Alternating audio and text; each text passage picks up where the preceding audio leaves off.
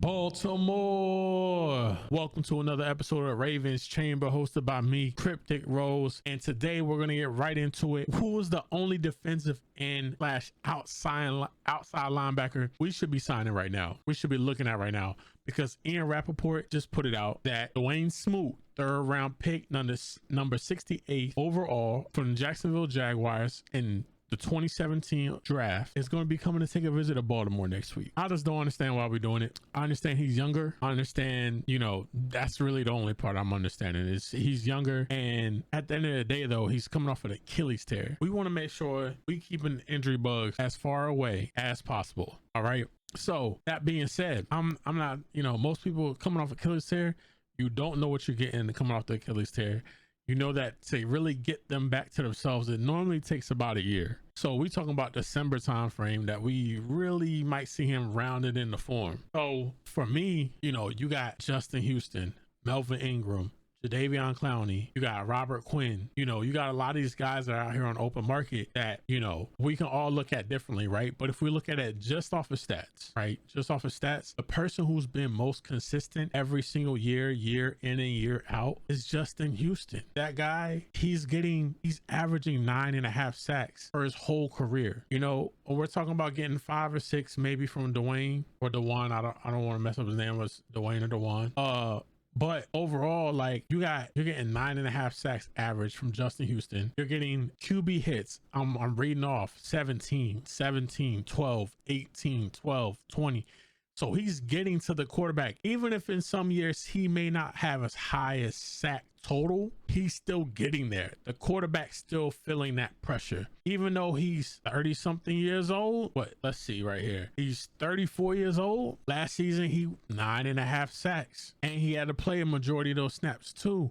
So now we can get him, let the young boys eat. He comes in on pass rush situations. We got Houston, Ajabo, Owe, Travis Jones, depending on who they want to put in the middle. You got those 4 all getting after the quarterback. Good night to any quarterback, because Ajabo's he's gonna be a dog. I'm calling it now. So I understand he's older, but he's been in the system. He knows our system.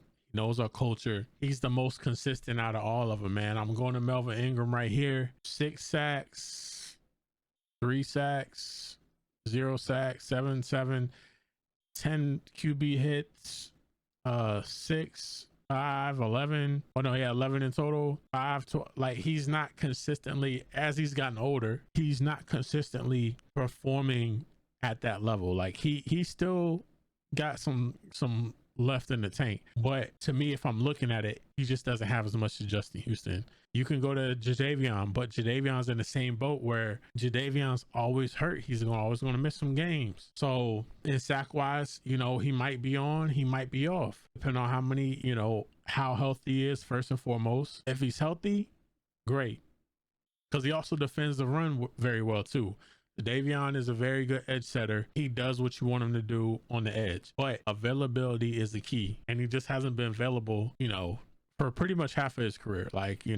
He's missed some games here and there, but just he just ain't been available. So I'm looking at somebody that we can count on, that's going to be there, that has the lowest likelihood to miss time and the highest likelihood to perform when they're on the field. Justin Houston, hands down, man. And I just don't understand. Maybe they're bringing him in for that aspect of, maybe we're trying to push, we put the report out there so that way Justin Houston sees that, we're looking at other people other than him, and maybe try to force his hand and make him take less money. Maybe he wants more. I mean, he did have 9.5 sacks last season, and 17 QB hits. So I assume he would want a nice payday. You know what I'm saying? It wouldn't be, 20 mil or anything, but it's still, he's going to want a nice payday.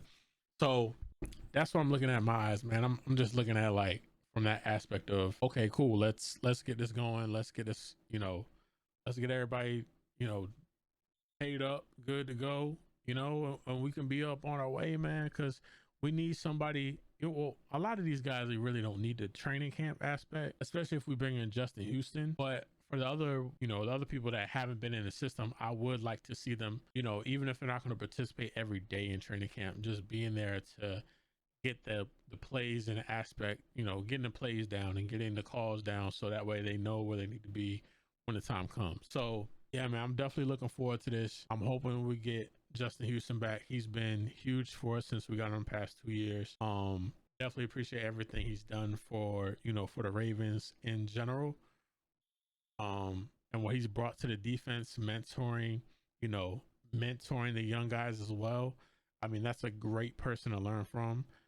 Outside of the new coach that we got. So yeah, man, let's get Justin Houston. If you want Justin Houston more than anybody else out there in the market, when you watch this, man, comment JH in the chat, man. Comment JH in the chat. If you want Justin Houston, if you want somebody else, put their initials in there as well. But let me know. Talk to me. Let me know I ain't crazy for thinking the same thing other people may be thinking. You know what I'm saying?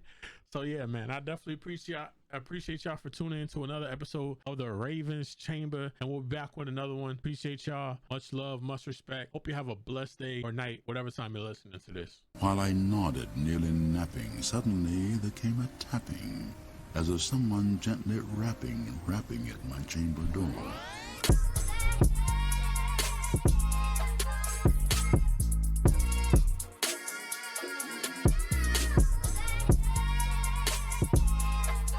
Everything out of me. They gonna get a Super Bowl out of me.